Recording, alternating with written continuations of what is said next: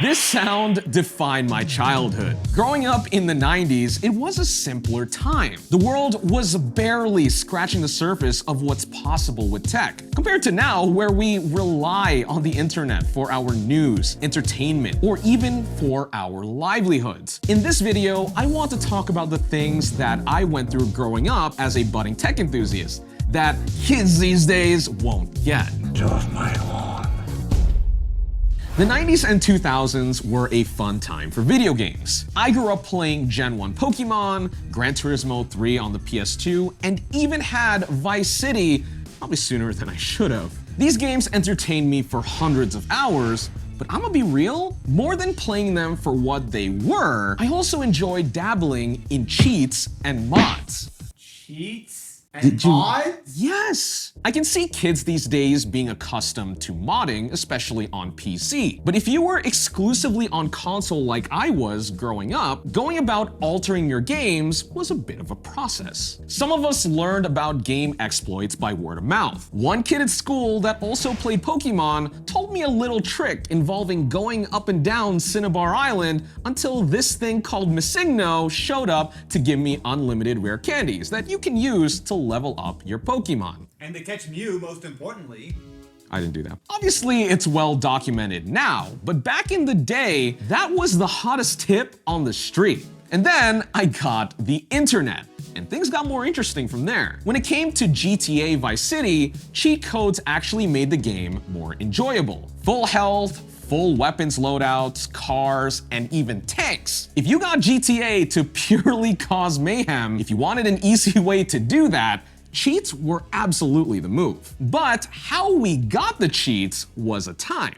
Looking things up online isn't particularly special now, but remember, we didn't have smartphones yet, and the computer was pretty far from my living room. So I would do what any kid would do in the 90s. Print them out on a sheet of paper, usually from Cheat Code Central or GameFAQs.com, both of which still exist, by the way. Then, after my mom yells at me for wasting paper and toner for the 5th time this week, I walk into the living room with my keys to destruction in hand and proceed to blow up every car within a 10-mile radius with my tank. Hey man, sometimes you gotta have some fun, Austin. Just not in real life. That's illegal. Thanks. This might be the nostalgia goggles talking, but hitting a cheat code was so much more satisfying than some mods are today. Though back in the day, I'll say that I appreciated my time with this little thing called the Gameshark. There's also Action Replay, but basically, if you were exclusive on consoles like I was, these modding kits allowed you to alter game data in comically fun ways. How it did this depended on the console. For the PS2, for example, I would have basically another disc that you would put in before your game, and you would kind of say what cheat you wanted to do, and it would just apply it to the game magically. I don't know how it works, but it just did. In Gran Turismo 3, I had a Dodge Viper that could hit 600 miles an hour. Was it drivable? No. Did it leave a grin on my face, slamming the wall so hard the car glitched off the map? Absolutely. Nowadays, we have games like Assetto Corsa on the PC with a third-party content manager and tons of user-generated mods available with a simple Google search. Everything is so easy, oftentimes I lose sight of how good some things actually are. 10-year-old me would go absolutely insane knowing how far we've come. For example, games look so good on smartphones nowadays, like with the sponsor of today's video, Raid Shadow Legends. We've made it, folks. Raid Shadow Legends is a tactical RPG with intricate graphics, a large collection of 700 unique champions, plus an endless amount of PvE and PvP action to keep you entertained. I've been liking the regular cycle of content, Arena, where you can test your strength and skills against other players, the immensely satisfying battle system, and you can download it on a variety of devices, including iOS, Android, and even on your PC to play whenever you need to scratch the itch. Best of all, it's Raid's 4th anniversary, which means tons of bonuses for new and existing players. If you haven't yet hopped on the train, there's plenty of goodies to be had. Use the link in the description or scan the QR code on screen to get insane bonuses, including the epic champion, Kellen the Shrike. And also, both new and existing players can enter the promo code 4YearsRaid in-game to get 4 legendary skill tomes among other cool stuff. So what are you waiting for? Get on Raid Shadow Legends today using the link in the description. Huge thanks to Raid for sponsoring today's video. And now, back to tech that kids these days won't get. This is my actual favorite part. Dial-up! Says no one ever. It's one thing to talk about the internet in the 90s and early 2000s, but to experience it for yourself is a whole other, because it wasn't as seamless and straightforward as it is today. Back then, we had 56K dial-up that would connect your computer to the internet through the landline phone connection in your house, and it was slow. Do people even still have telephones in their house? My grandma does. Yeah, but she's old. That's ageist, Ken. Oh, I thought you were gonna say that was Asian. I'm like, oh, I don't know about that one, dude. Last time I checked.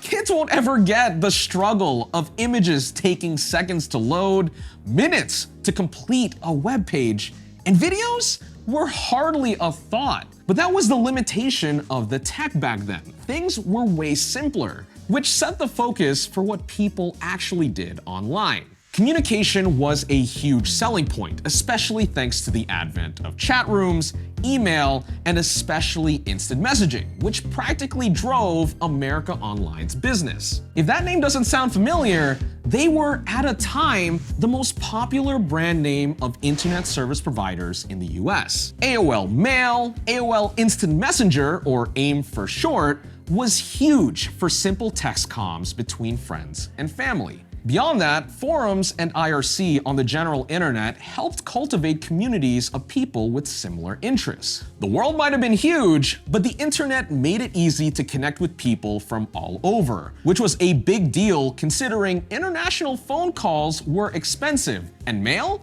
would take forever. Now let's talk about the mail. Can we talk about the mail, please? Beyond that, just being able to have information on anything and everything right at your fingertips was nothing short of revolutionary. However, what kids won't ever get is how it monopolized your phone line. Pick up the phone while a computer is online and you'll hear this.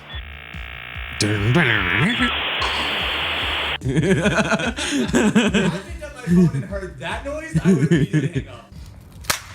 You couldn't make calls, you couldn't receive them, which wouldn't be a problem if we didn't rely on our house phones so much back in the day. My parents specifically had a routine of catching up with our relatives over the phone. And remember, at this point in time, cell phones were still out of reach for people. This is why the internet was more of a destination you planned to visit, compared to how convenient and accessible everything is now. In our current age of easy access and relatively affordable streaming services, kids these days don't have to pirate as much as they used to. They'll certainly share a password here and Discord stream Netflix there, but things aren't as crazy as they once were. I certainly wouldn't condone piracy here on Denki channel, subscribe. But also, let's be real, we've all done it. When I was in middle school, Spotify and Apple Music didn't exist yet. iTunes was taking the world by storm, alongside the mass popularity of the iPod and other MP3 players.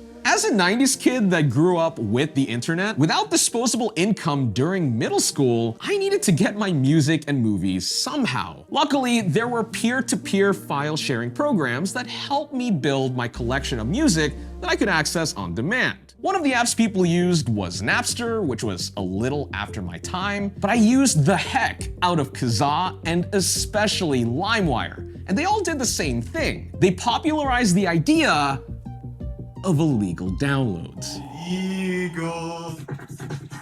Essentially, users would upload all sorts of copyrighted music and videos illegally for people to enjoy for free. It's a simple thought, but I don't think kids these days can truly grasp the gamble involved in searching for this stuff. Quality was often hit or miss, and you never really knew what you were getting. Sometimes a song would be high quality, ripped right off a CD, and other times it would be a scuffed remix off the radio. And video was an even bigger gamble. Our dial-up connections meant slow, inconsistent download speeds that would take a few days for a video to finish. That one episode of Family Guy you've been nursing to completion, My helicopter's here. Fadoo, fadoo, fadoo, fadoo, fadoo. could end up being something else. Ba-dum, bum, bum, bum, bum.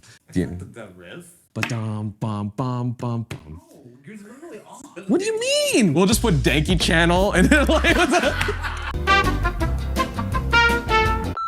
The absolute worst case scenario is that you got a virus. One study found that 30% of media observed contained malware, which is probably why our family computers struggled every single week. It was awful, but did it really stop us? Honest.